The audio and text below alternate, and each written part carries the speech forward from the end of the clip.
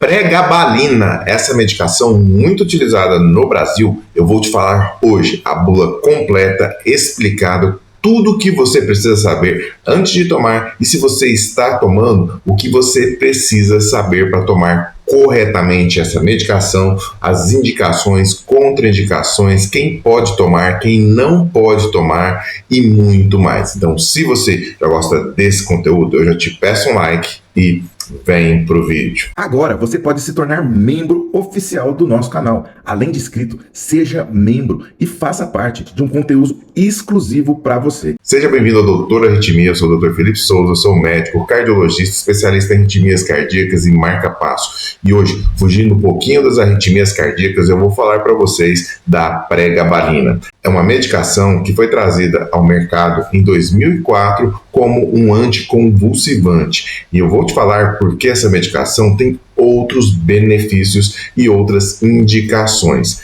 Você vai ver que muita gente está usando a pregabalina e o uso foi visto que ele trata também transtornos de ansiedade e principalmente faz o controle da dor neuropática. Então, pacientes que têm indicação para controle da dor, como na fibromialgia, como na neuralgia pós-herpética, doenças com traumas raquimedulares ou outras neuropatias que fazem dor, podem ter benefícios quanto ao uso da pregabalina. A pregabalina também é indicada como um anticonvulsivante, também é indicada no transtorno de ansiedade para pessoas que foram vistas que têm ansiedade generalizada e outros tipos de ansiedade também. A pregabalina mostrou uma melhora nesses pacientes e principalmente quando a ansiedade está associada também à fibromialgia, nós podemos utilizá-la para tratar ambas as patologias, ambas as doenças. Então, é uma indicação muito bem feita. Logo, temos essas 4 indicações para a pregabalina: utilização no tratamento de dor neuropática, utilização no transtorno da ansiedade, podemos utilizá-la também no tratamento de convulsões e também na fibromialgia. Então, temos 4 condições, 4 doenças que podemos tratar com a pregabalina. A pregabalina é comercializada em comprimidos. E os comprimidos são nas seguintes dosagens: de 25, de 50, de 75, de 100 mg e também de 150 mg. Dependendo da indicação, a dose da pregabalina ela deve ser escalonada, iniciada sempre com doses menores, pois o efeito da medicação ele vai ser efetivo depois de pelo menos 7 dias, de 5 a 7 dias. Você pode iniciar com 50, 75, por exemplo, e até chegar em doses a 600 mg por dia, dependendo do caso e da indicação. Por exemplo, doses maiores são necessárias no tratamento das convulsões, por exemplo. Então, o neurologista deve passar essa medicação em doses maiores quando ele achar necessário que o controle da convulsão é preciso uma dose maior. Por isso, em algumas situações, uma dose de intermediária de 150 a 300 mg por dia está ótimo para a maioria das outras doenças. O paciente que toma a pregabalina, ele deve saber também que ele tem que tomar a medicação com alguns cuidados. Pode ser tomado 1 a 2 vezes por dia, a depender da orientação do seu médico. Os nomes comerciais mais comuns que você pode encontrar no mercado são Lyrica, Dorene, Incite, Prebictal, Mobali, Limiar, Glia, Zeropin, Conduz e Ápice. Essas são as formulações comerciais mais encontradas na farmácia. Mas temos também as formulações genéricas, medicamento genérico, que também já está estabelecido nessas dosagens que eu tinha passado anteriormente. A pregabalina é um análogo do GABA, que é o ácido gama-aminobutírico. O nome é muito complicado, não é mesmo? Mas esse ácido, análogo a ele, essa substância da pregabalina, ela vai fazer uma melhora em pontos importantes do sistema nervoso central, diminuindo o limiar da dor, diminuindo o limiar convulsivo em algumas patologias como convulsões e também tratando os transtornos de ansiedade. Por isso, é uma medicação muito interessante de ser utilizada nos pacientes. Quando eu não devo utilizar essa medicação de forma alguma? A principal contraindicação absoluta dessa medicação é que o paciente que tem hipersensibilidade, ou seja, uma alergia conhecida à pregabalina, não pode utilizá-la. Entretanto, temos algumas considerações aqui a fazer que podem ser chamadas também que é uma contraindicação. Por exemplo, gestantes não é indicado tomar a medicação durante a gravidez, somente em casos muito específicos e avaliados pelo médico que está acompanhando essa gestante. E também, durante a amamentação, não é recomendado utilizar a pregabalina. É uma utilização que tem que ser cuidada junto com o médico que está fazendo o tratamento dessa gestante ou dessa lactante. O diabetes é uma consideração a fazer. A pregabalina ela pode aumentar o peso, como eu falarei, nos efeitos colaterais e também desregular a glicemia.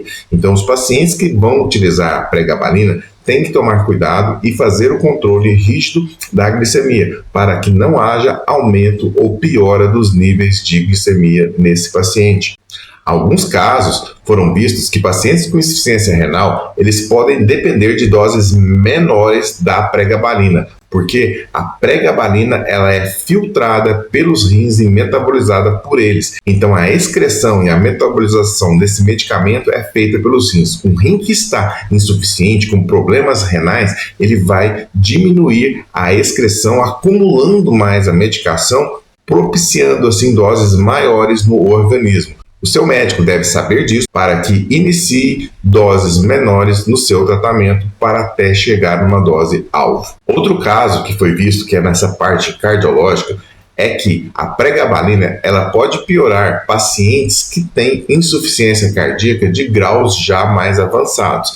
Então, no paciente que tem insuficiência cardíaca, é importante avaliar, nesses casos, um paciente que tem o coração mais fraco, o coração dilatado, o coração com muitos problemas do tipo CDI ressincronizador, que já tem uma cardiopatia avançada, o uso dessa medicação.